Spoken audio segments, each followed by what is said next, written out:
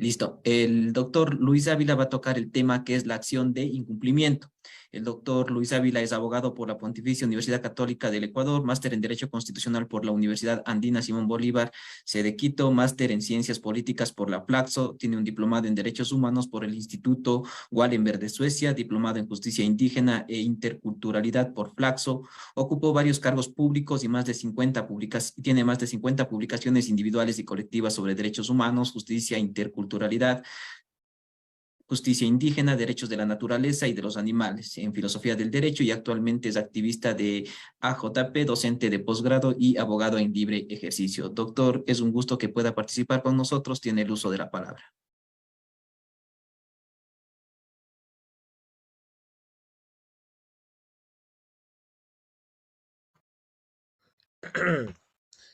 Buenas noches, compañeros, compañeras, ¿cómo están? Qué gusto saludarlos por este medio. Eh, bueno, veo algunas caras conocidas. Qué gusto, querido Diego, a los años verte por aquí. Qué gusto saludarte. No pude escuchar toda tu ponencia, bueno, escuché casi el final.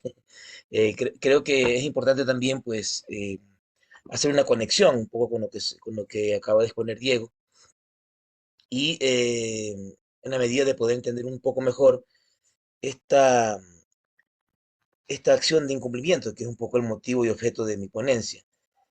Quiero agradecer a Latin Juris, a sus proponentes e impulsores. Es un proyecto que ha ido creciendo y es maravilloso ver pues todo el empuje que le han puesto y todo lo que están logrando, ¿no? Lo que han logrado en estos años. Y de manera muy particular un saludo muy especial a Damián Armijos, ¿no? Que es una de las personas que fue ideólogo de este proceso. Eh, bueno, se les llegará un fuerte abrazo, un saludo muy fraterno. Bueno, yo en el tiempo que tengo quisiera pues comentarles algunas ideas generales respecto de la acción de incumplimiento, haciendo un matiz también con la acción por incumplimiento. Una de las cosas que muy posiblemente pues a muchas de las personas que están en esta aula les causa un poquito de duda es esa confusión entre acción por incumplimiento y acción de incumplimiento, ¿no? Se parecen, pero no son lo mismo. Pero también tienen algunas cosas comunes, ¿no? Entonces yo quisiera lanzar algunas ideas. Quisiera primero mencionar un poco cómo fue el origen institucional de estas instituciones. Van a ver ustedes que hay un tronco común entre ambas acciones, pero luego hay una diferenciación, ¿no? Luego, establecer esta diferencia puntual entre acción de incumplimiento y por incumplimiento.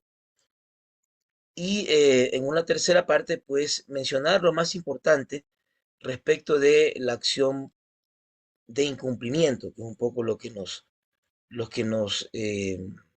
interesa en esta ponencia. Y por último, tal vez echar una revisión de alguna de las jurisprudencias más importantes respecto de la acción de incumplimiento. Entonces, sería eso un poco el plan de mi exposición. Espero pues sea de utilidad y pues bueno, podamos generar algún tipo de debate en esta tarde y noche, pues que nos estamos encontrando por este medio. A ver, la primera idea que quería manifestarles a ustedes es que la acción de incumplimiento y por incumplimiento, digamos que tienen un origen común, o sea, hay un motivo común, hay una razón común que da origen a ambas acciones, y es el incumplimiento generalizado y sistemático que ocurrió durante los años 90 de las sentencias constitucionales, ¿ya? Em, Van a ver también que hay también un motivo de debate el día de hoy, si es que se aplica o debe aplicarse la acción de incumplimiento solo a las sentencias de garantía constitucional o en vía constitucional, o si se tiene que aplicar, como en efecto se sigue haciendo hasta el día de hoy, a cualquier tipo de sentencia, ¿no? Eso es una cosa que habría que discutir y me adelanto tal vez en ese debate. Pero quiero decir, la primera gran idea es que hay un origen común, ¿ya? Hay una preocupación común del legislador, tanto constitucional como constituyente, perdón, eh, respecto del incumplimiento de las sentencias constitucionales. Recuerden ustedes que en el caso de Ecuador, en 1992, fue la primera vez que se le dio funciones constitucionales jurisdiccionales a un organismo jurisdiccional. Esto es, en su momento, en el 92, fue a la sala constitucional dentro de la ex Corte Suprema, ahora Corte Nacional.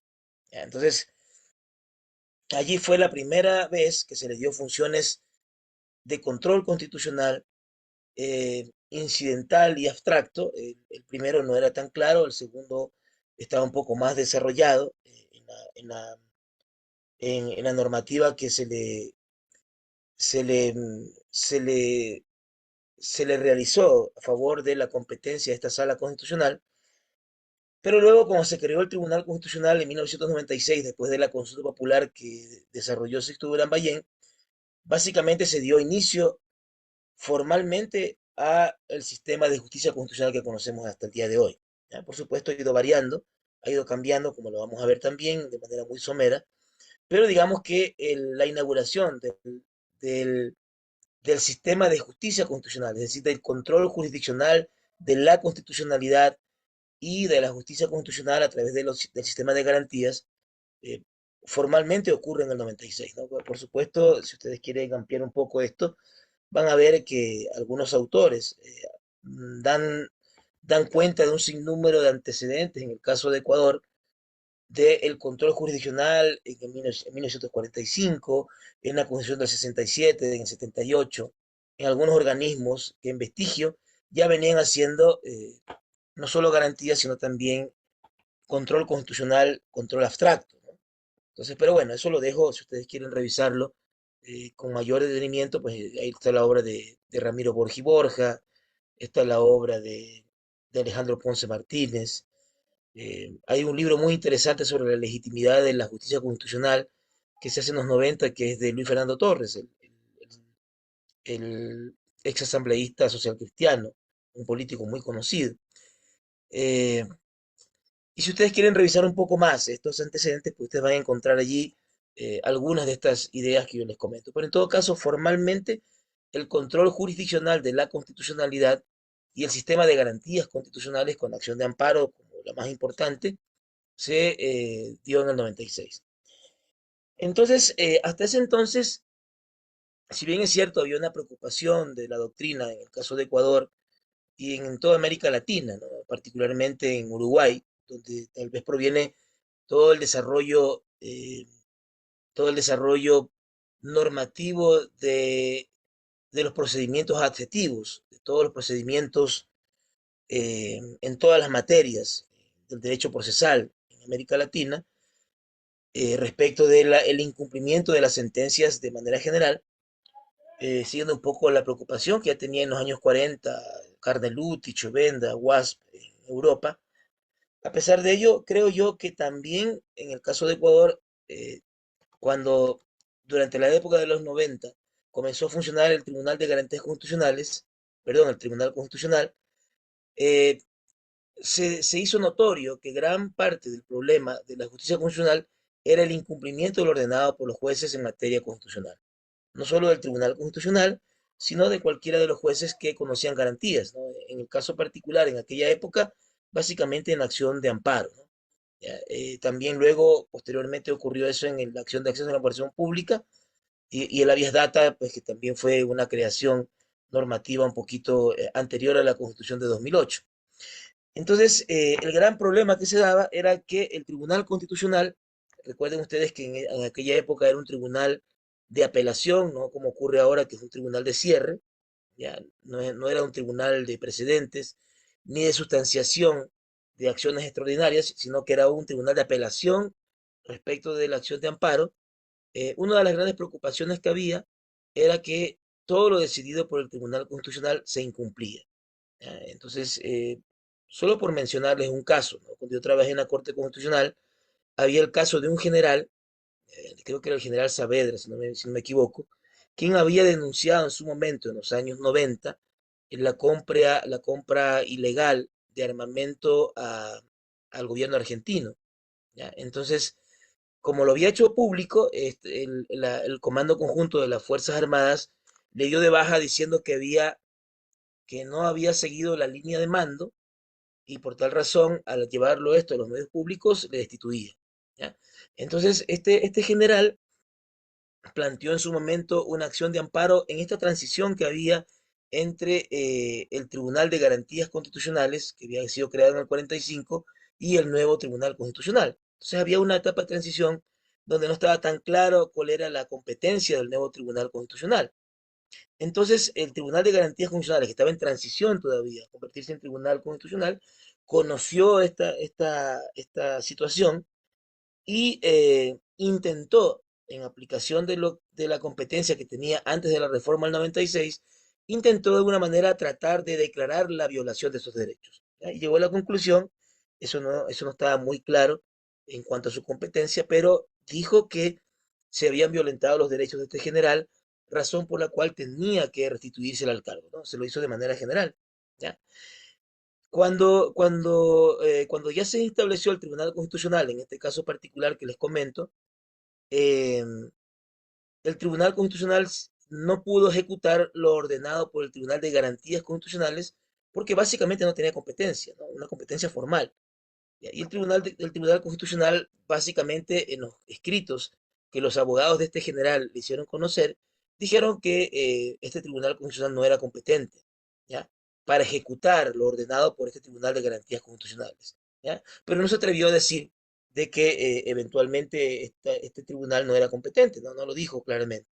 Bueno, pasó el tiempo y a partir de un sinnúmero de acciones contenciosas y de todo tipo, se intentó reintegrar al cargo a este general.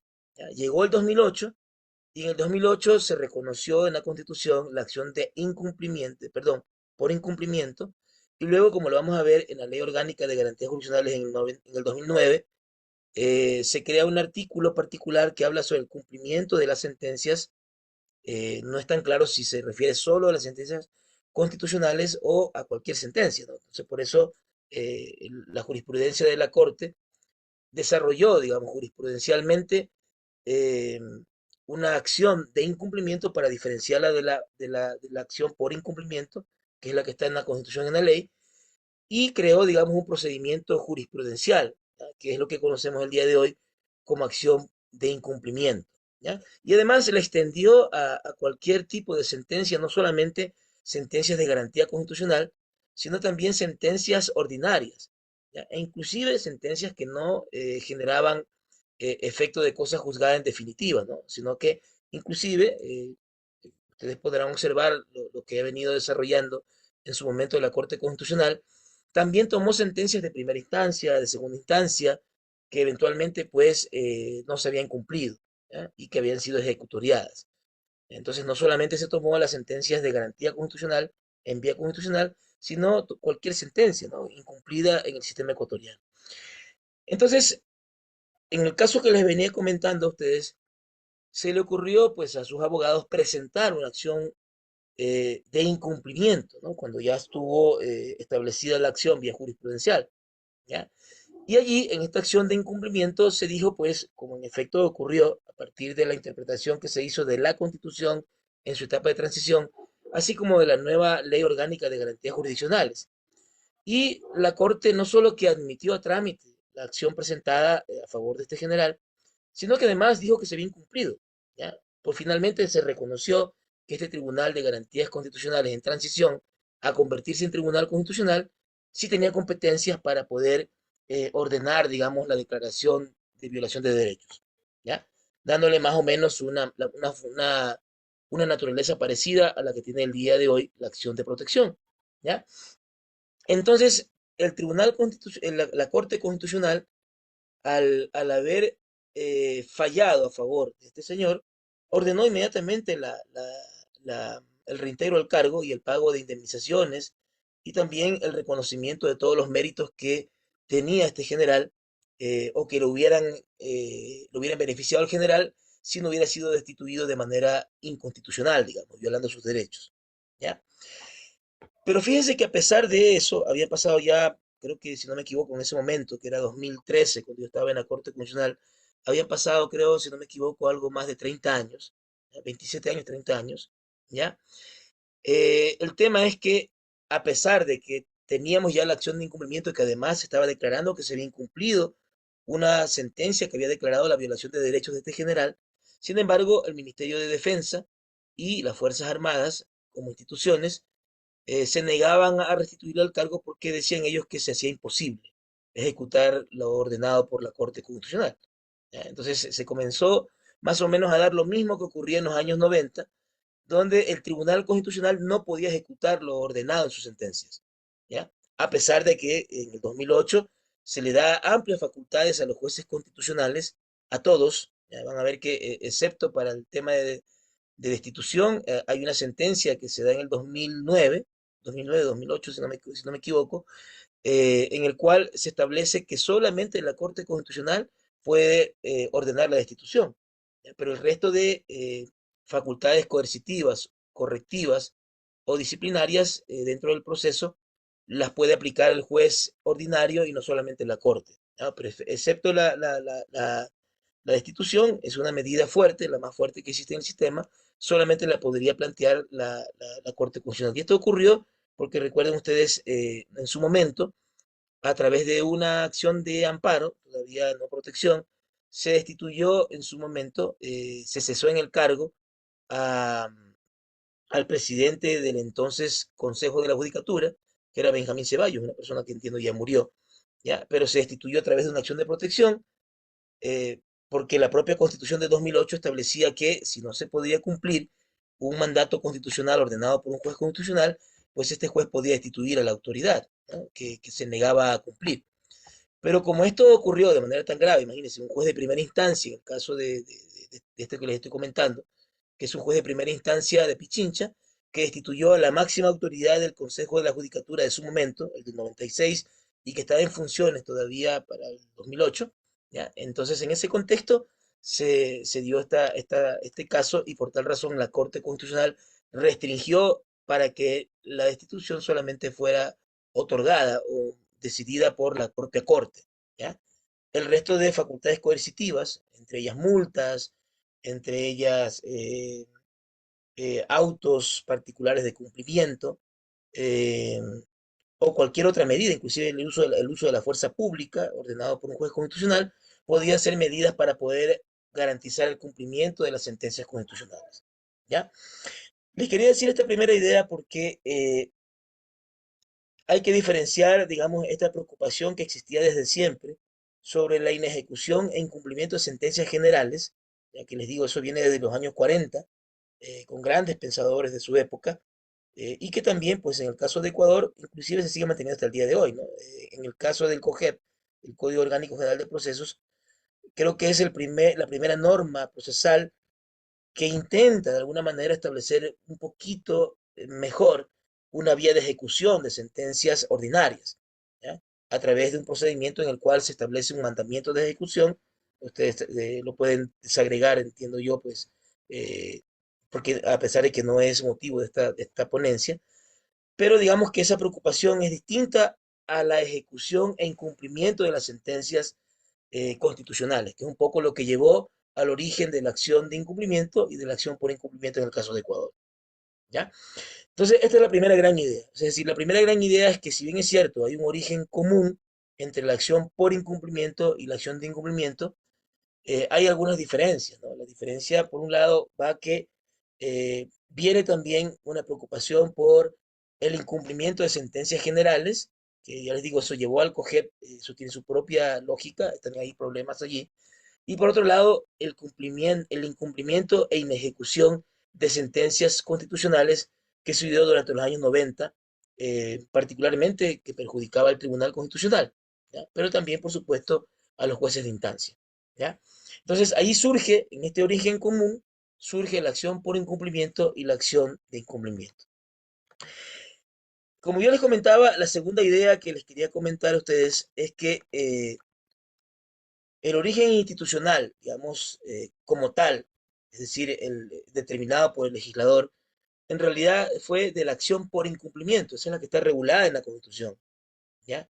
Y es la que está regulada de esa manera, como una acción particular, legislativa, bastante regulada, si se quiere, a pesar de que hay algunos vacíos que me imagino que les comentó también Diego. es la acción por incumplimiento. Ojo, acción por incumplimiento, ¿no? Que fue un poco la que comentó Diego con ustedes en la ponencia anterior. Entonces, en esta preocupación que había de el incumplimiento e inejecución de sentencias constitucionales de los años 90, es que se trae a colación en la copia, digo copia, porque fue casi eso, la copia del modelo peruano, en el caso de Ecuador. ¿Ya? El caso del modelo peruano, que consta en la Constitución del 93, en el caso del Perú, en el artículo 200, numeral 6, donde se regula la acción de cumplimiento, que le llaman en el caso del Perú, que se aplica contra cualquier autoridad o funcionario que se niegue o se muestre renuente a acatar una norma legal o acto administrativo.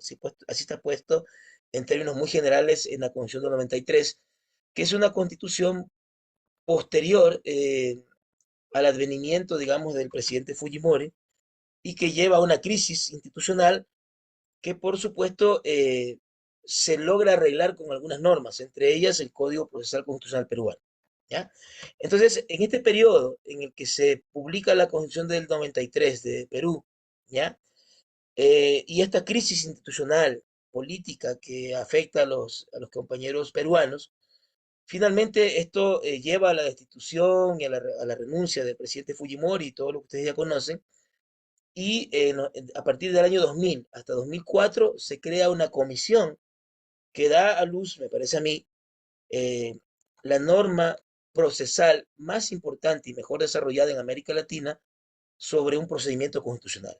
¿Ya? Mucho mejor que la ley de tutela en el caso de Colombia y muchísimo mejor que la ley orgánica de garantías jurisdiccionales y control constitucional en el caso de Ecuador, ¿no? La ley de tutela colombiana y la ley nuestra en el caso de Ecuador. Yo creo que este código es mucho más desarrollado, es más sistemático, supuso el estudio de una comisión durante 10 años, donde estaban los mejores constitucionalistas peruanos, con la colaboración de varios constitucionalistas españoles, de lo mejor que había en su momento, algunos todavía sobreviven hasta el día de hoy, y se creó el Código Orgánico Constitucional en el caso del Perú, en el 2004. ¿Ya? Y allí, en esa ley, se reguló a partir del artículo 66 al artículo 69, en dicho código, se reguló en este código finalmente la acción de cumplimiento en el caso el proceso, en el caso del procedimiento en el modelo peruano, ¿ya? Y aquí sí, pues, se estableció un poquito más de lo que ya tenía la Constitución peruana, que era una acción, digamos, de tipo muy general, que no se había regulado, como les comento, que no se aplicaba de manera puntual porque no existía el procedimiento, pero en el 2004, cuando se publicó este código, en estas normas que ya les mencioné, se reguló la acción de cumplimiento peruana, ¿no? Y esta acción de cumplimiento peruana fue la que sirvió de modelo para la acción por incumplimiento en el caso de Ecuador, ¿ya? En el artículo 66 de este código se estableció que el objeto de esta acción era garantizar el cumplimiento de la ley o un acto administrativo firme. ¿Ya? Ojo con lo que va a ocurrir en el caso ecuatoriano, que es un poco distinto, ¿ya? Y se estableció que la finalidad de esta acción era que el juez se pueda pronunciar cuando las normas establezcan una obligación de un acto administrativo o reglamento que se tenga que cumplir en un caso determinado. ¿Ya? Fíjense que aquí hay una diferencia grande, ¿ya? Una diferencia grande porque en el caso de la acción por incumplimiento se aplica para los mandatos que están en las leyes de carácter general o normas de carácter general, ¿ya? Que como ya lo manifestaba en la parte que le escuché a Diego al final de su ponencia, contengan un mandato de hacer, no hacer o dejar de hacer, ¿ya? Que sea claro, determinado, determinable, ¿ya? De una norma con efectos generales, ¿ya? En el caso puntual de Perú, se aplica en esta primera causal, que es el cumplimiento de ley o acto administrativo firme, ¿ya? Pero no es tan desarrollada en el sentido de establecer cuál es puntualmente, digamos, el objeto particular, que en el caso de Ecuador, como les digo, es el cumplimiento de un mandato de ejecución dentro de las normas generales, ¿no? Que es un poco la característica principal de la acción por incumplimiento. Luego, el artículo 69 de este Código Procesal Constitucional peruano, pues establece que como requisito de procedibilidad se tiene que presentar una solicitud y si en 10 días la autoridad no manifiesta su voluntad de cumplir o no contesta, pues entonces es el mecanismo de procedibilidad para poder plantear la acción de cumplimiento peruana, ¿ya? Y allí pues se establecen también en el artículo 22 de manera general de este código que se pueden aplicar las medidas de cumplimiento, sean multas progresivas, destitución u otras formas particulares para poder garantizar el cumplimiento en el caso del modelo peruano. En el modelo peruano, esta acción de cumplimiento ha sido modelada, ha sido desarrollada, tal vez igual, digo, tal vez con la jurisprudencia mucho más ordenada que tiene el Tribunal Constitucional peruano, ¿ya? Mucha de la gente pues ha dirigido la mirada a analizar las ampulosas y enormes sentencias de la Corte Constitucional colombiana. A la gente le encanta, ¿no? Que son unas sentencias enormemente desarrolladas, pero creo que las sentencias del Tribunal Constitucional peruano me parecen mucho más ordenadas, ¿no? Son más sencillas, son mucho más didácticas de entender, son mucho más cortas, más contundentes, son muchísimas más ordenadas en su razonamiento.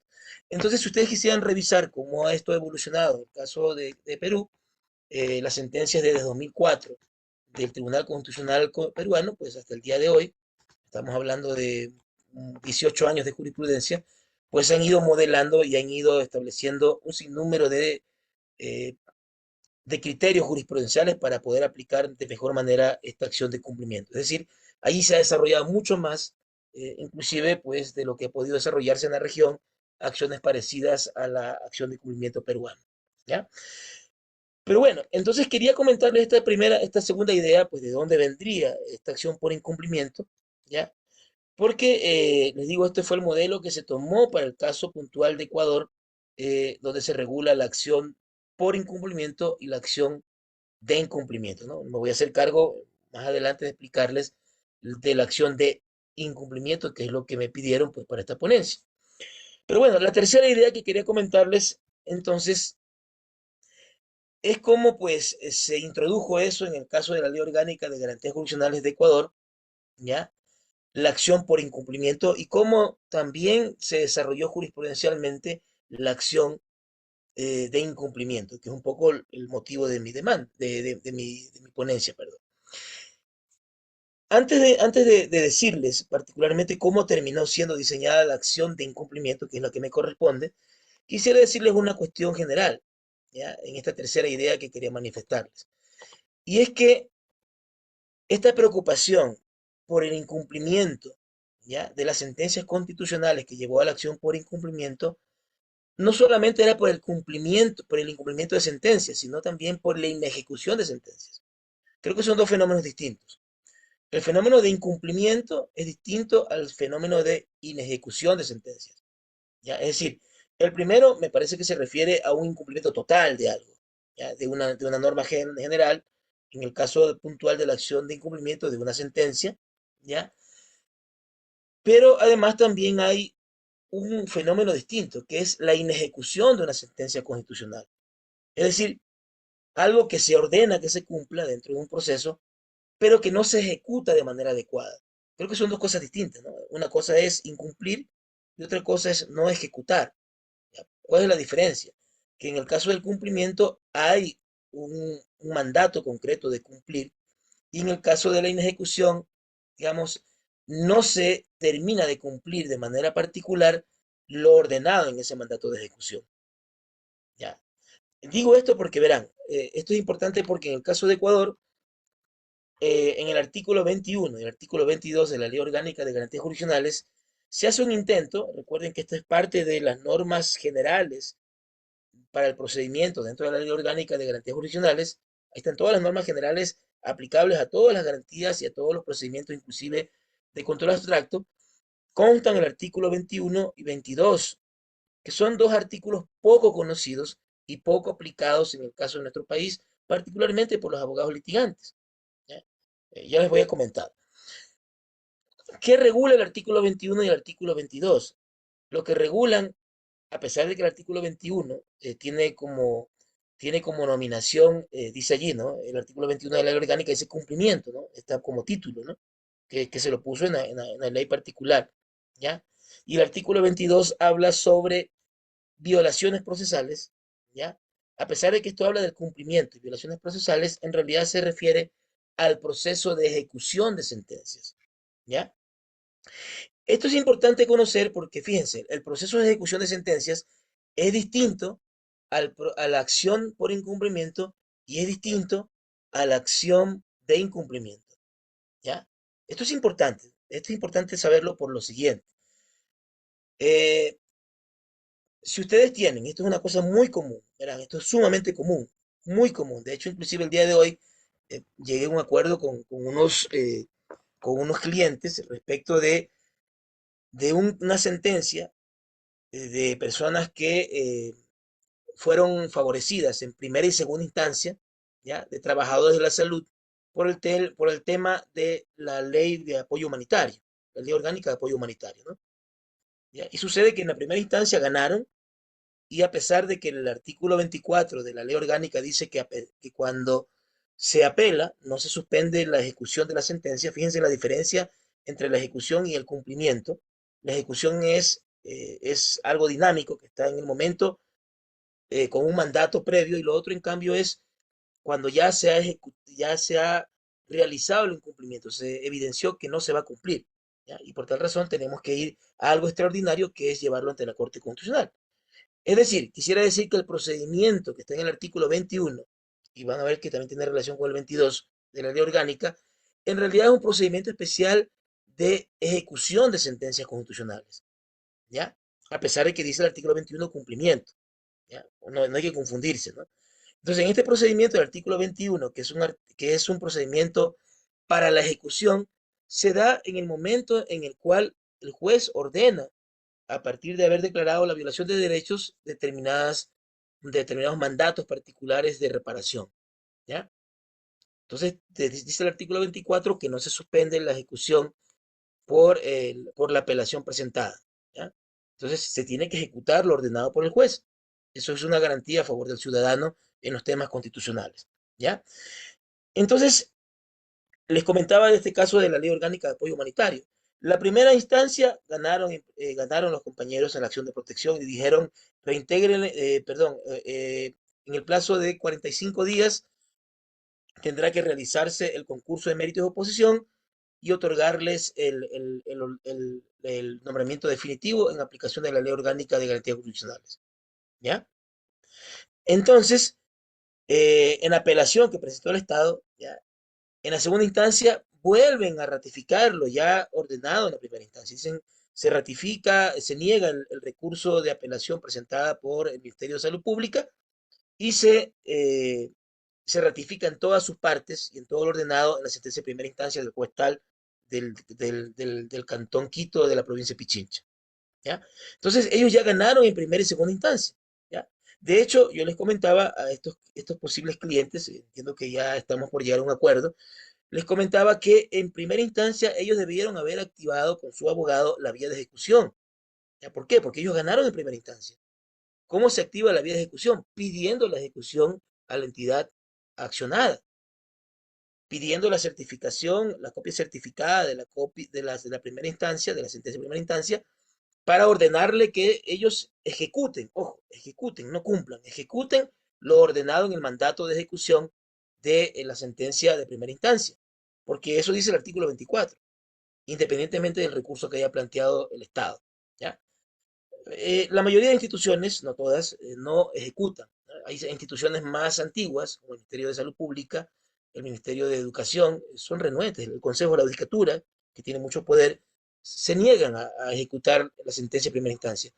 Pero hay instituciones nuevas, o los municipios, los organismos locales, suelen inmediatamente ejecutar una vez que uno presente el escrito para que se ejecute, ¿ya?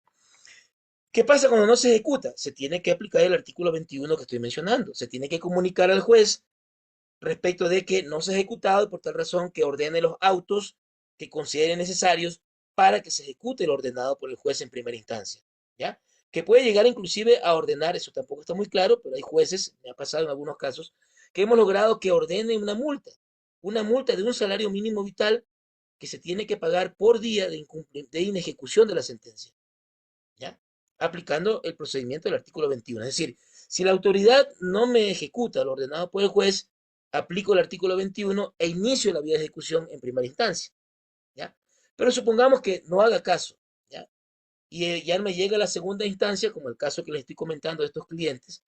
En segunda instancia, ratifican lo dicho en primera instancia, pero sin embargo tampoco ejecutan, ¿ya? Entonces, como no ejecutan, ya tenemos nuestro derecho cierto. Recuerden ustedes que en el caso de la acción de protección en Ecuador solo existen dos instancias, porque la acción extraordinaria de protección no es una tercera instancia, ¿ya? Es una acción extraordinaria respecto de la violación del derecho en la sentencia, y es una acción nueva, ¿ya? No es una tercera, cuarta ni quinta instancia, a pesar de que muchos académicos han criticado esto.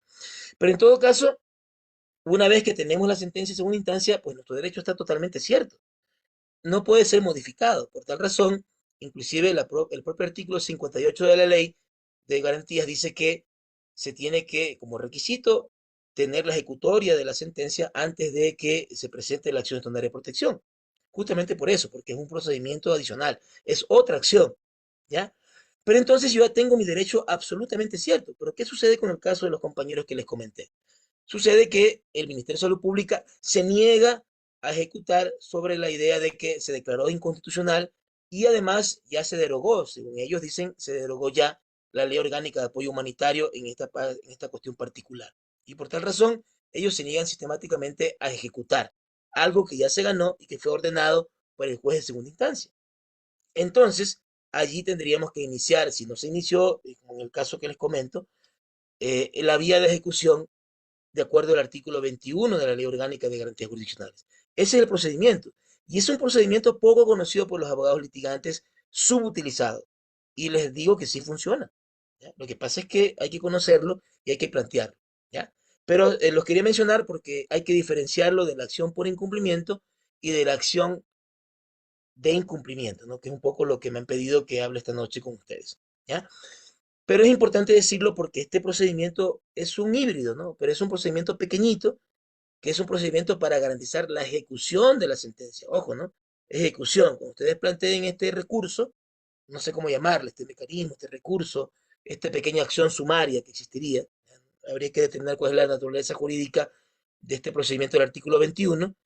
En todo caso, si esto ocurre, entonces ustedes tienen la posibilidad de pedir la ejecución y tienen que ponerlo así en este recurso, no el cumplimiento, porque el cumplimiento va a la Corte Constitucional. Esto tiene que ser la ejecución, es decir, no se ha ejecutado y el artículo 24 de la ley orgánica y este mismo artículo 21 dice que no se puede archivar un proceso de garantías mientras no se haya ejecutado a, a cabalidad y de acuerdo y a conformidad de los accionantes, ¿no? Por eso es que, no sé si ustedes lo han estudiado, pero es un fenómeno poco estudiado, en la acción de protección no hay cosa juzgada, ¿ya? Eso de que hay jueces que se desesperan, ¿no? Por motivos políticos, por presiones de partidos o de grupos económicos, niegan en las dos instancias con esa estupidez de la mera legalidad e inmediatamente el juez de primera instancia manda archivar y archiva y inclusive lo bajan hasta el sistema Satya.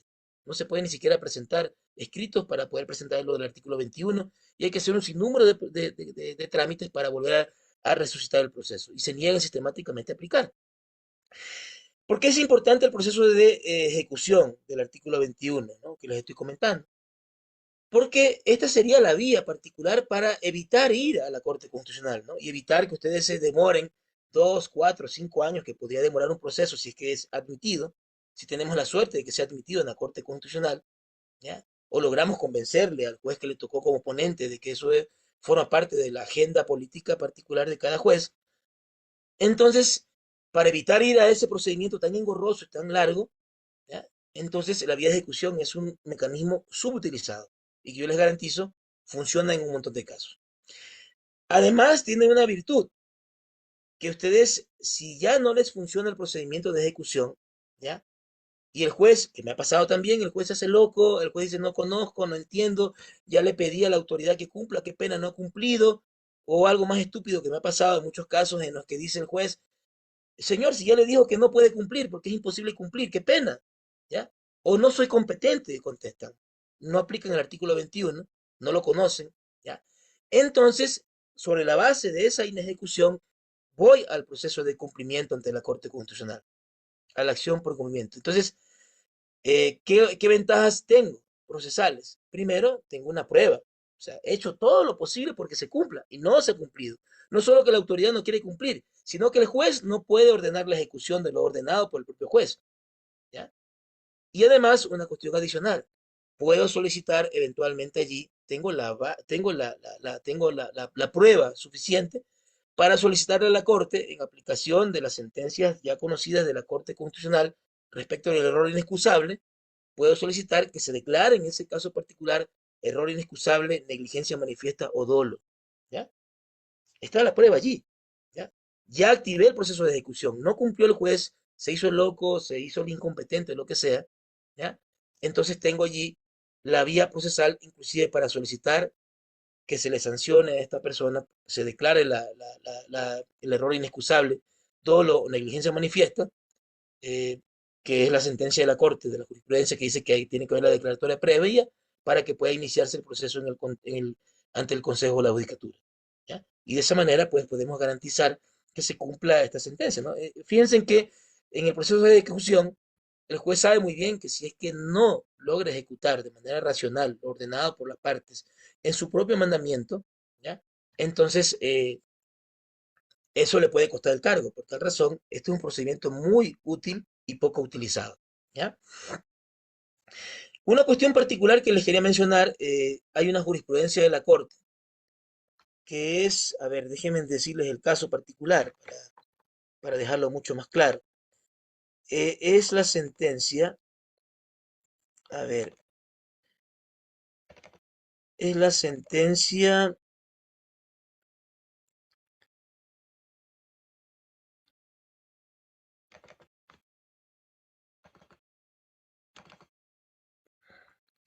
la sentencia 00367-12-EP-SEN, ¿ya?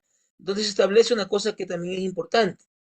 Muchos de los jueces ante quienes yo he planteado esta vía de ejecución me han dicho yo no soy competente porque la sentencia de la Corte Provincial tiene que ejecutar a la Corte Provincial, yo no. ¿Ya? Cuando esta sentencia que les acabé de mencionar, que les repito es la siguiente, es la 00367-12-EP-SEN de la Corte Constitucional, establece que el juez de ejecución es el de primera instancia. ¿Ya? Alguien me va a preguntar, bueno, ¿ante quién planteo lo del artículo 21? Ante el juez de primera instancia. Aún la ejecución de la sentencia de segunda instancia. ¿Ya? Yo tengo un caso que es un caso gravísimo, ¿ya? Porque la jueza se niega sistemáticamente, se hace la loca, ¿ya? Dice, es que yo solamente garantizo la aplicación de mi sentencia. ¿Ya? Y yo le he hecho ver esa sentencia, se lo he puesto en varios escritos, diciéndole, esto dice la Corte. La Corte dice que el juez de ejecución constitucional es usted. Es decir, usted tiene que garantizar la ejecución de la sentencia suya, que en realidad fue ratificada por la Corte Provincial, es la misma sentencia de ella, ¿ya? Solo que fue ratificada por la Corte Provincial de Pichincha. Y por tal razón, usted tiene que responder por la ejecución de la sentencia de manera integral, no lo que decidió usted, sino lo que se decidió en definitiva y que esté ejecutoriado y que decidió la Corte Provincial de Pichincha. Por tal razón, el juez de ejecución no es la Corte Provincial. Algunos colegas han planteado esto y la Corte Provincial les devuelve, diciéndole, yo no soy el juez de ejecución. ¿Ya? Usted tiene que plantear esto ante el juez de primera instancia, el que emitió la sentencia de primera instancia, con independencia de que haya sido el juez de segunda instancia quien haya ampliado el derecho inclusive, ¿no? Como en el caso que les cuento yo de esta jueza que sistemáticamente dice, yo no soy competente, ¿no? Ella es competente de acuerdo a la sentencia que les acabé de mencionar, ¿ya? Sí, bueno, ahí estoy viendo también lo que dice el artículo 142 del Código Orgánico de la Función Judicial, ciertamente, ¿no? Eso también es un buen argumento, está puesto también allí, pero ante la duda, digo, la Corte Constitucional respecto de la acción, de la ejecución de sentencias, estableció en la jurisprudencia que les mencioné, acabó de decir, digamos, dijo claramente que el juez de ejecución es el juez de primera instancia, no hay pérdida, ¿ya? Entonces, bueno, esto es la primera idea, pues, que les quería decir, o sea, para poder desarrollar este es el gran bloque de comentarios que estamos desarrollando a continuación. Bueno, entonces, luego van a ver ustedes que el artículo 22 establece también lo que se llaman violaciones procesales, que está relacionado con el proceso de ejecución anterior que hemos mencionado. Y este artículo 22 tiene tres posibilidades. La una, que hay una violación del trámite de garantías constitucionales o el incumplimiento de la sentencia o acuerdo reparatorio, y esto puede generar un proceso de sanción a la persona o institución que incumple de conformidad con las reglas que están en este artículo particular. Entonces, si se provoca daños, ¿ya? Entonces la misma juez o juez sustancia una especie, dice allí, de incidente de daños y perjuicios. ¿Ya? Se puede pedir daños y perjuicios cuando se incumple o se inejecuta un mandato constitucional, y este se haría con un procedimiento sumario, ¿ya? Y ahí se establece la responsabilidad particular si se generado daños en contra del juez o las autoridades que hayan incumplido. ¿Ya? Ojo, daños y perjuicios. ¿Ya? El artículo 22, que sería la primera forma. ¿Ya? Y la segunda causal, que es cuando este incumplimiento sea por parte de servidores judiciales, que dice que básicamente se constituirá en falta gravísima y se tendrá que oficiar al Consejo de la Judicatura para que se inicie de acuerdo a lo que establece el Código Orgánico de la Función Judicial. ¿Ya? Son dos posibilidades. La una para las autoridades no judiciales y la otra para las autoridades judiciales, ¿no? En el caso de las autoridades judiciales, se tendría pues, que comunicar al Consejo para que se inicie el procedimiento sancionatorio. Y en el caso de los no judiciales, se establecería una especie de incidente de daños y perjuicios. Ojo, daños y perjuicios contra los jueces por el incumplimiento o la inejecución de sentencias o violaciones procesales. Ojo, ¿no? Violaciones procesales, problemas de nulidad, no se le convocó a la audiencia, se convocó a destiempo. Yo tengo un caso bastante grave de hace unas semanas atrás. Se me convocó una audiencia, ya, para tal día, y antes de que se dé la audiencia salió la sentencia de apelación de segunda instancia negándome. Por supuesto, por la estupidez, esa idiotez de mera legalidad y de que no es la vía idónea y tantas cosas. ¿Ya? Ustedes saben muy bien que eso es la salida fácil para garantizar la impunidad constitucional en el Ecuador. ¿Ya? Cuando los jueces quieren deshacerse de un tema que les causa ruido o les da pereza resolver. ¿Ya? Entonces, a pesar de que estaba citada la audiencia, me contestó con la sentencia de segunda instancia diciéndome que se negaba mi recurso de apelación, sin permitirme acudir. Entonces yo planteé directamente un pedido de un recurso de ampliación diciendo sobre este tema no se ha decidido. Me contestó diciendo que la audiencia es potestativa y que por tal razón resolvieron por el mérito de los autos. Qué pena. Bueno, este procedimiento podría aplicarse de manera particular para establecer si existió daños o perjuicios en el caso particular por una violación procesal. Es un procedimiento poco utilizado. ¿Ya? Y lo he utilizado en dos ocasiones, y en las dos ocasiones, uno en la Corte Provincial de Manabí y otra en la Corte Provincial, si no me equivoco, de Los Ríos, ¿ya? Y en ambas los jueces han dicho que no hay procedimiento, que son incompetentes. ¿Ya? Sobre la base de eso, planteé acción estándar de protección. La una me aceptaron en la Corte de trámite, está allí discutiéndose. Ahí he pedido que se desarrolle un procedimiento o un criterio jurisprudencial para solucionar este problema. ¿Ya? Por eso lo han admitido, creo que lo han considerado interesante y por eso está admitido a trámite. Y la otra me negaron, ¿no? Me negaron porque básicamente pues también la Corte tiene sus salidas fáciles, ¿no? Diciendo que como estoy en desacuerdo con lo dicho por la sentencia que se impugna, pues por tal razón me admitieron a trámite. Pero bueno, ese es un tema que podemos conversar en otra ocasión.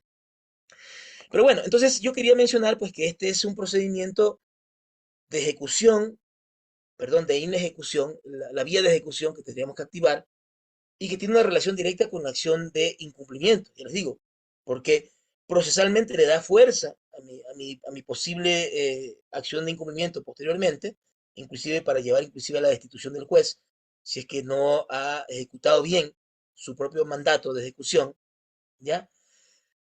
Y además, pues ya les digo, les evitaría ir a litigar ante la Corte Constitucional durante 4 o 5 años de manera incierta, ¿no? Primero si me admiten y luego si me admiten, pues tener que esperar allí hasta cuando cumpla el orden cronológico determinado por la Corte o pues sientan algún tipo de sensación pietista que le lleve pues a resolver el caso en menor tiempo de los 4 o 5 años que se demoran en la Corte.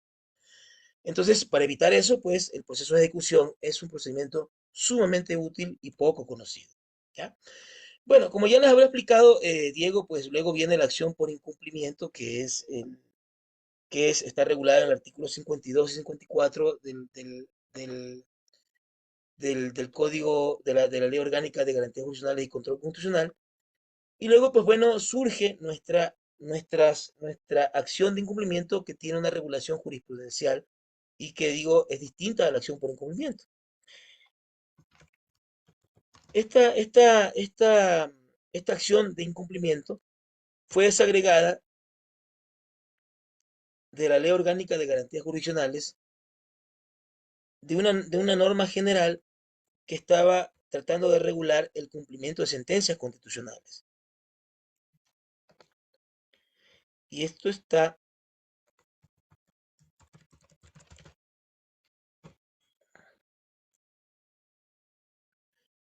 regulado a partir del artículo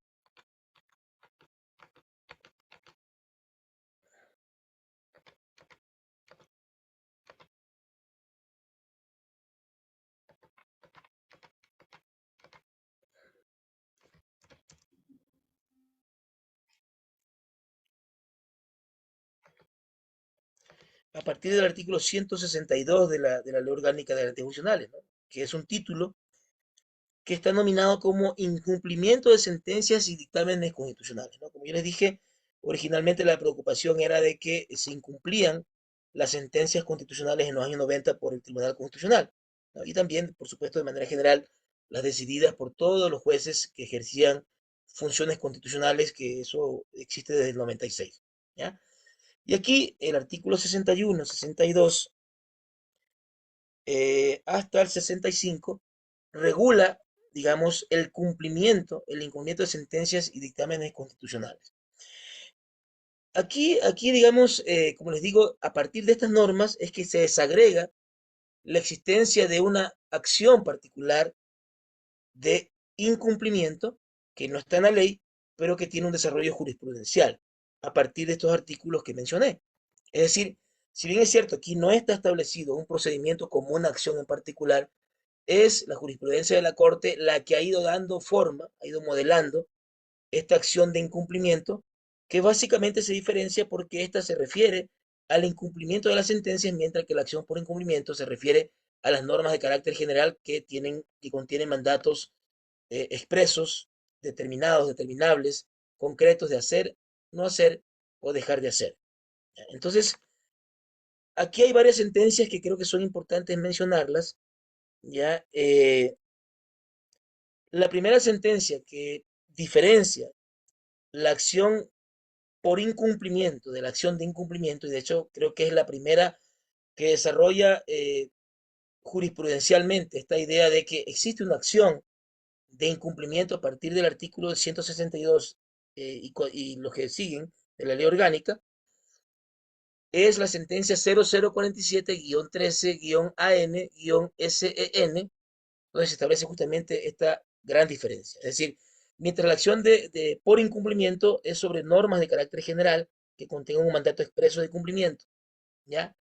La acción de incumplimiento se refiere a aquella que garantiza el cumplimiento de las sentencias constitucionales, ¿ya? Y esto tiene que ver con el artículo 162, que dice que el efecto particular de las sentencias y dictámenes constitucionales es el inmediato cumplimiento, ¿ya? Entonces, por tal razón, es un desagregado de este artículo que se verifica en esta sentencia importante que acabé de mencionar, donde se regula por primera vez de manera un poco más desarrollada esta acción de incumplimiento, ¿no? Como una acción particular que, como les digo, no consta en la ley, pero que es de creación jurisprudencial, ¿ya? El artículo 163 establece que para que se cumplan las sentencias y dictámenes constitucionales, las juezas y jueces, en caso de inejecución o defectuosa ejecución, se ejercitará la acción de incumplimiento ante la Corte Constitucional, ¿ya? Y aquí inclusive se podrá establecer, si es del caso, posibles responsabilidades penales, disciplinarias de la jueza o juez por el incumplimiento de esta sentencia. Aquí ustedes pueden ver que no solamente pues, se habla de una acción de incumplimiento sin mucho procedimiento, ¿ya? Por eso es que de allí, estos dos artículos, donde se desagrega la acción de incumplimiento a través de los criterios de la propia Corte Constitucional, de la sentencia que ya mencioné, y se comienza a desarrollar la jurisprudencia posterior eh, de la Corte Constitucional para poder dar criterios de funcionamiento de esta garantía, ¿ya? Luego viene la sentencia 0010-14-IS-SEN, que establece un primer criterio después de esta sentencia que habíamos mencionado, donde se establece que la naturaleza particular de la acción de incumplimiento no es analizar el fondo de lo que se trata la sentencia que se quiere ejecutar. Es decir, ya no se discute si se viola el derecho o no. Se discute solamente si se inejecutó o no de manera total o parcial o de manera defectuosa. ¿Ya? Entonces, este es un primer gran criterio después de la sentencia 047-13 que ya les comenté hace un momento. Luego,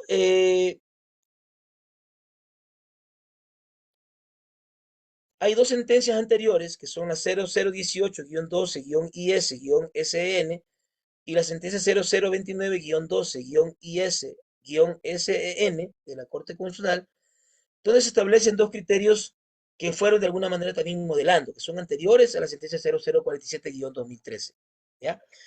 Donde dice la primera que si se presentan simultáneamente la acción de protección, perdón, la acción extraordinaria de protección y la acción de incumplimiento, se tiene que dar prioridad a la primera y luego cuando se resuelva la primera tendrá que decidirse sobre si se ejecutó o no de acuerdo a la acción de incumplimiento también presentada de manera simultánea. Y la segunda idea de esta sentencia, que es la 0029-12-IS-SN, es que establece que el mecanismo de cumplimiento de sentencias constitucionales es el mecanismo adecuado para poder garantizar el cumplimiento de las sentencias en aplicación del artículo 163 de la Ley Orgánica de Garantías Jurisdiccionales y Control Constitucional que veníamos mencionando. Entonces ustedes pueden darse cuenta que aquí, con estas sentencias que he mencionado, de alguna manera se deja bien claro que la gran diferencia de la acción de incumplimiento a partir de la interpretación del artículo 162 y 166 de la ley a través de las sentencias ya mencionadas es que tiene como objeto garantizar el cumplimiento de sentencias constitucionales. ¿Ya? Sin embargo, a pesar de ello, les digo, la Corte anterior, entendí yo, me mencionaron hace unos días, que la Corte está discutiendo una sentencia muy importante donde posiblemente restrinja, no lo sé, eso es un rumor solamente, supuestamente la idea es restringir solamente al cumplimiento de sentencias en vía constitucional la acción de incumplimiento, pero hasta el día de hoy se ha utilizado también para el incumplimiento de sentencias ordinarias, ¿ya? No solamente las que ya causaron estado de cosa juzgada, sino inclusive también sentencias que son de primera instancia o segunda instancia, ¿ya? Y que digamos, tal vez por descuido de las partes se dejaron ejecutoriar, pero que hasta el día de hoy no se pueden ejecutar. ¿Ya? Entonces se han utilizado este tipo de acción justamente también para este tipo de acciones perdón, este tipo de sentencias que no son precisamente en vía constitucional, sino también en vía ordinaria. ¿Ya? Entiendo yo, como les digo, hay una sentencia, me comentaron algunos colegas, que estaba discutiéndose esta idea de restringir un poco la acción de incumplimiento solamente para las sentencias en vía constitucional y dejando por fuera las sentencias ordinarias. ¿Ya? Con el motivo de que, como les comentaba, el COGEP establece en varios artículos una vía particular de ejecución de sentencias no constitucionales, es decir, sentencias ordinarias, ¿no? Que eventualmente no se pueden ejecutar. Allí también hay un procedimiento en el COGEP poco utilizado y que pues yo creo que garantizaría el mismo efecto, es decir, que se cumplan las sentencias no constitucionales ordinarias en vía ordinaria. ¿Ya? Entonces, de tal manera, me parecería adecuado que la Corte Constitucional diferencie que esta acción solamente sirva para ejecutar acciones constitucionales, sentencias constitucionales en vía constitucional. ¿Ya? Inclusive, diría yo que solamente aquellas que causan ejecutoria en definitiva instancia, ¿ya? Y que además sean sentencias, digamos, que hayan ejecutoriado de esa manera sin que haya sido negligente por las partes, ¿no? Porque ya digo, o sea, puede ser que una sentencia en primera instancia se ejecutoría porque básicamente la parte que tenía que plantear un recurso de apelación no lo hizo y se ejecutorió y luego dice que se cumpla, pues de manera particular se ejecute, ¿no? Entonces, si no se ha dado, en mi criterio, eh, el agotamiento de todos estos recursos hasta poder, digamos, decir que se ha ejecutoriado, pero con una actuación particular de las partes procesales de buena fe, no creo que se debería poder plantear una acción de incumplimiento puesto que esto sería, pues, me parecería que afectaría la seguridad jurídica. Pero en todo caso, entiendo yo que esto está en discusión de la propia Corte Constitucional. Bueno, la última idea, y con esto pues sería bueno escuchar sus preguntas. Creo que me he pasado ya algunos minutos del tiempo que me determinaron, pero bueno, no quisiera dejarlo suelto. A ver, la última cosa que quería decirles respecto de la acción de incumplimiento es que ¿para qué ha servido, digamos, la acción de incumplimiento? Respecto de qué derechos ha servido, ¿ya? Eh, yo les pediría que ustedes revisen tal vez el repertorio constitucional que se hizo de 2008-2013. Ustedes van a darse cuenta que cuando se habla de la acción de incumplimiento, ¿ya? Eh, yo creo que ha sido todavía en esa época fue, digamos, un momento de aprendizaje sobre la acción de incumplimiento. Entonces, la mayor cantidad de acciones fueron declarativas y no respecto de la ejecución o inejecución de sentencias constitucionales, sino declarativa de derecho. Entonces, en gran medida, las que se dio allí tienen que ver con contratos de servicios ocasionales, con el reintegro al cargo, con el cumplimiento de indemnizaciones, ¿ya? Pero la jurisprudencia de esa época de la Corte Constitucional no estaba restringida o limitada a la ejecución o inejecución, sino que se extendía un poco inclusive también a la declaración de derechos. Y yo creo que eso ha sido corrigiendo en la jurisprudencia posterior a 2013, que yo creo que esta Corte Constitucional ha hecho una gran labor de ordenarla a través de los boletines constitucionales que me parecen a mí fenomenales. En estos boletines ustedes pueden notar que la Corte ha ido de alguna manera restringiendo y en la actualidad está mucho mejor regulada esta idea de que la naturaleza particular de la acción de incumplimiento es establecer si se cumplió o no, si se ejecutó o no, y quiénes son los responsables, y por tal razón dictar las medidas particulares para que se garantice la ejecución, inejecución o ejecución o cumplimiento de las sentencias constitucionales. Entonces creo que desde 2013 hasta el día de hoy se ha ido mejorando el objeto de la garantía, ¿ya? Y ya no es declarativa de derechos, sino declarativa de la ejecución o no de las sentencias constitucionales. Entonces, esa es la última idea que quería comentarles y más bien pues me gustaría escuchar sus preguntas y por supuesto pues que se armen algunos debates importantes. Muchas gracias. Bien, muchísimas gracias, estimado doctor, por acompañarnos el día de hoy. Son varias jornadas ya que usted nos ha podido acompañar en varios eventos. Muchísimas gracias por siempre tener esa actitud para podernos acompañar. A continuación vamos a realizar las preguntas. Tiene la mano levantada el abogado Carlos Iván Vizcaíno. Tiene el uso de la palabra. Buenas noches. Sí, excelente ponencia, doctor. Tenía una inquietud, a ver si es que nos podría facilitar usted un modelo para poder poner una acción de lo que es de incumplimiento. Más que todo para poder señalar con exactitud, como en primer plano se pone la designación a la autoridad a la que se le debe hacer el señalamiento, porque en las demandas de acciones de protección o de cualesquiera que sea de las acciones de garantías jurisdiccionales, se está nominando al juez de garantías constitucionales. En este caso, ¿ante qué autoridad, cómo se le designaría al juez de primera instancia? ¿Cómo se le denominaría? Eso quisiera que me ayude, doctor. Muchas gracias. Ajá. Yo creo que aquí digamos, la autoridad para, digamos, respecto de quién se puede plantear la acción de incumplimiento depende justamente de lo que habíamos mencionado al inicio. Es decir, si se inició o no la vía de ejecución. Ya va a depender mucho de eso. ¿Por qué? Porque si se inició la vía de ejecución ya de la sentencia y el juez no pudo, digamos, es responsabilidad del juez no haber ejecutado su sentencia, ya, entonces sería él la persona contra quien tiene que plantearse esta acción, ya. Pero si es que no se actuó la vía de ejecución, ¿ya? Y básicamente es la autoridad quien se niega sistemáticamente a cumplir, sería respecto a esta autoridad, respecto de quien se plantearía la acción de cumplimiento. Pero sin embargo, ante la duda, digo yo lo plantearía ante las dos autoridades, es decir, el uno, porque eventualmente pues es la persona que no cumple, que es la autoridad, pensemos en el Ministerio de Salud Pública, ¿ya? Pero también pondría yo que se convoque al juez, que se le pida un informe al juez respecto de la ejecución de su sentencia, con independencia de si se ha planteado o no la vía de ejecución, ¿no? Por supuesto, si se planteó la vía de ejecución, es obligatoria la comparecencia del juez. El juez tiene que explicar por qué no pudo, en aplicación de los mecanismos regulares del artículo 21 y 22, garantizar que se ejecute su sentencia, ¿no? Entonces tendría que explicar, inclusive para descargarse de posibles responsabilidades, ¿no? ¿Ya?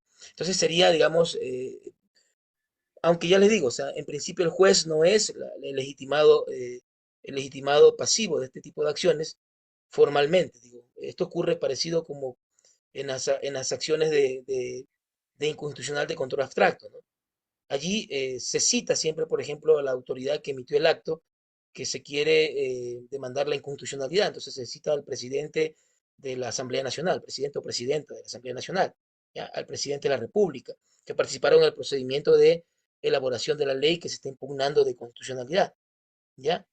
Pero si ustedes se fijan, si ellos no comparecen, no se invalida el proceso sigue, ¿no?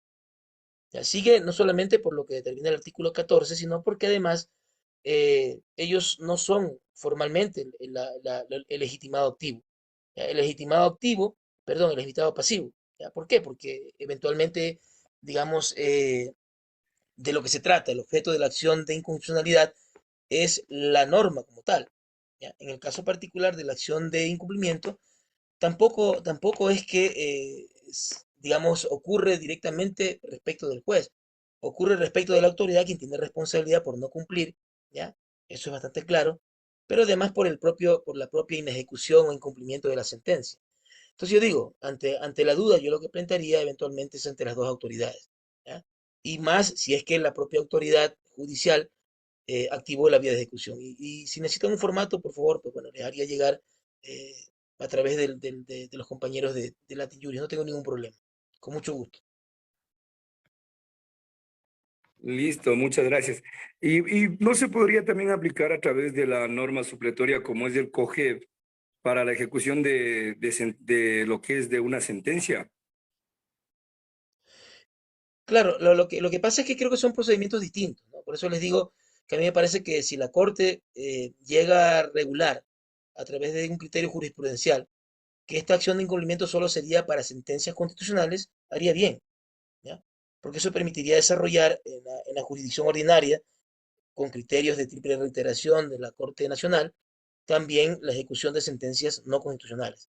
Creo que sería más ordenado y también creo yo que descongestionaría un poco el trabajo de la Corte, que ciertamente es un montón. ¿Ya? Yo creo que sería lo más adecuado que suceda de esa manera. Gracias, doctor. Con mucho gusto. Bien, muchas gracias. Tenemos la mano levantada de Washington Campo Verde. Tiene el uso de la palabra. Gracias, muchas gracias. Buenas noches con todos. Doctor, una pregunta puntual. Cuando cambian los papeles, por ejemplo, cuando existe una sentencia de carácter, o se la podría catalogar así, inejecutable, por ejemplo, se dispone el reintegro de una servidora y la servidora no se presenta a laborar, no se reintegra, presenta su renuncia ya al último, al momento que se emite el fallo de segunda instancia. Sin embargo, solicita el cumplimiento de la sentencia de ejecución de primera instancia, se lo lleva a juicio de ejecución del contencioso administrativo para únicamente reclamar los valores económicos que se fijaron en esa sentencia. En ese sentido, la sentencia de primera instancia, valga la redundancia, constitucional, sería inejecutable. ¿Por qué? Porque no se cumplió el objeto mismo de la acción de protección, que es la retribución del derecho al trabajo que fue vulnerado. Pero, sin embargo, se pretende, en ese sentido, únicamente que se paguen los valores económicos. ¿Tendría la oportunidad ahí la institución o la entidad pública, en este caso, de proponer una acción de incumplimiento? Porque obviamente no tanto por el incumplimiento de la accionante, sino porque es una sentencia totalmente inejecutable, ya que, como lo repito, la retribución o el restablecimiento del derecho vulnerado nunca se consumó, que el objeto de la acción, y lo cual se declaró, fue efectivamente la vulneración del derecho al trabajo. Esa sería mi pregunta puntual, estimado doctor. Muy amable, gracias. Muchas gracias. Es una excelente pregunta, porque, verán, el principio general, y esto viene desde el derecho romano, ¿ah? Esto tiene 24 siglos, ¿ya? Y ustedes pueden verlo, no me acuerdo cómo se dice en latín, ¿no? Pero el principio es lo siguiente, el principio general del derecho dice que en derecho no hay nada inejecutable, ¿ya? Todo es ejecutable. ¿Eso qué quiere decir? O sea, por supuesto, hay cosas que no son ejecutables de tal manera que se retrotraigan al estado exacto anterior al momento de ocurrida una violación de derechos, es evidente, ¿ya? Sin embargo, hay formas de reemplazar esa realidad, digamos, que no se puede volver a restablecer a través de otras formas de reparación, ¿ya? Quiero volver al caso de este general que les comentaba, ¿no? Al inicio de mi ponencia, ¿ya? ¿Qué era lo que decía el Ministerio de Defensa y las Fuerzas Armadas? Fíjense lo que decían, ¿no? Decían ellos, a ver, nosotros sí le queremos reintegrar al señor a su puesto de trabajo, pero es imposible. ¿Por qué? Porque su promoción ya no existe. Eso fue hace 37 años, hace 30 años. Entonces ya su promoción no existe. Dígame dónde le reincorporo, a dónde le reintegro al tipo, ¿ya? Claro, esa era una forma, ciertamente, como nuestras instituciones ya conocen cómo son, ¿ya? Es una forma de decir, vean, no quiero cumplir, ¿ya? No quiero cumplir, ¿ya? Entonces, si ustedes van al COGEP, o sea, la ley orgánica no tiene una norma clara sobre esto, pero el COGEP dice, no recuerdo el artículo, ¿ya? Específico, pero el COGEP dice que cuando no se puede, ¿ya? Retrotraer totalmente, cumplir totalmente de manera como estaba digamos, lo que ordena la sentencia, se tendrá que reparar materialmente, ¿ya? ¿Eso qué quiere decir? Que tiene que indemnizarse esa imposibilidad de retrotraer todo al estado anterior, que es el efecto particular no solamente de las sentencias del contencioso administrativo, y también en otras acciones no constitucionales, no penales, sino también el caso de las sentencias constitucionales. Es decir, el efecto es anulatorio, es retrotraer lo mejor posible, eh, digamos, hasta el estado anterior de la violación de derechos. Por supuesto, algunas cosas son imposibles de restaurarlas en ese estado. Es decir, si una persona, por ejemplo, decía que se le violó el derecho porque se le negó realizarle una operación gravísima a su papá, ya una diálisis, no sé, y la persona murió, obviamente que la sentencia de constitución no lo va a resucitar, ya no puede, o sea, se hace imposible devolver a la realidad histórica, pero sí a la realidad procesal. ¿Y cuál es la realidad procesal? Que el Estado tiene que indemnizar, ¿ya? Tiene que indemnizar justamente la imposibilidad de poderle reintegrar al cargo. Lastimosamente, la Corte Constitucional Ecuatoriana no ha regulado eso, ¿ya? O inclusive disponer, formas de reparación simbólica, ¿no? Que el artículo 18 dice, yo creo que no es taxativo, ¿no? Establece varias formas de reparación, pero inclusive las normas que hemos mencionado, el artículo 14, el artículo 24, el artículo 21 de la ley orgánica, básicamente dicen que se puede reparar de cualquier forma, ¿ya? Eso se hizo, ¿no? Y eso yo digo, yo estuve en esas discusiones cuando se creó la ley orgánica en el equipo de Ramiro Ávila. Yo estaba encargado del Código Orgánico de la Función Judicial, liderando ese proceso, pero los compañeros que estaba allí, estaba Claudia Escobar, a cargo de la Ley Orgánica de Garantías Constitucionales, yo participé en algunas de las discusiones, y una discusión era justamente dejar un poco flexible la ley para que el juez pudiera tener varias alternativas de creatividad del derecho. Bueno, eso no ha funcionado porque nuestros jueces son muy formalistas, ¿no? Si no está en la ley, no lo aplican simplemente. O sea, creo que si hacemos una evaluación al día de hoy, creo que fue un error no regular un poco mejor eso, ¿ya? Se dejó muy abierto, entonces regule como pueda. Y yo te digo inclusive, fíjate lo que ocurrió, por ejemplo, en el caso de la Corte Interamericana de Derechos Humanos, en el caso Bamaca Velázquez, que es el caso de una persona que fue guerrillero y que fue desaparecido por el Estado guatemalteco, ¿ya? Y era una persona indígena. Entonces, la Corte Interamericana estableció como una forma de reparación simbólica, porque obviamente no podía resucitarlo, ¿ya? Además de las indemnizaciones materiales, económicas, estableció que se haga una especie de parte del Estado, se haga una especie de ritualidad para que se reconozca simbólicamente el nombre de esta persona como un guerrillero indígena que había sido desaparecido por el Estado guatemalteco. ¿ya? De tal manera que inclusive se premie o se dé un premio a las personas que eventualmente defiendan derechos de las personas que fueron asesinadas en este periodo, ¿ya? Es decir, no lo podemos nosotros resucitar a Bamacá Velázquez, pero sí podemos establecer una reparación simbólica que el Estado pueda, más allá de lo económico, también restablecer en algo, en la medida de lo posible, el derecho anterior violado, ¿ya? Entonces, vuelvo y repito, es decir, no hay ningún derecho inejecutable. En el caso particular de este general, hasta donde yo lo conocí cuando estuve en la Corte Constitucional, lo que se le había propuesto a las Fuerzas Armadas y al Ministerio de Defensa es que si bien es cierto, no se pueda restablecer al señor y ponerlo en el cargo, porque obviamente no existe ya su generación, ya muchos de los que estaban con él posiblemente hasta murieron, ¿ya? Pero se podía hacer un reintegro simbólico y dotarle a esta persona, digamos, a este general, de todos los reconocimientos que hubiera tenido esta persona si hubiera tenido una carrera militar regular, ¿ya? Que eso no necesariamente vuelve el estado anterior, es decir, no le va a devolver los 30 años de sufrimiento que él tuvo sin estos reconocimientos, pero reparen algo, ¿no? Es decir, yo creo que el principio en el derecho constitucional, en el derecho en general, es que no hay nada inejecutable, ¿ya? Esa es la idea. Listo, doctor, muchas gracias. Con mucho gusto. Bien, muchísimas gracias, estimado doctor, por habernos acompañado el día de hoy y haber respondido a las preguntas que surgen acá en la sala Zoom. Le cedo el uso de la palabra para que pueda despedirse de esta audiencia.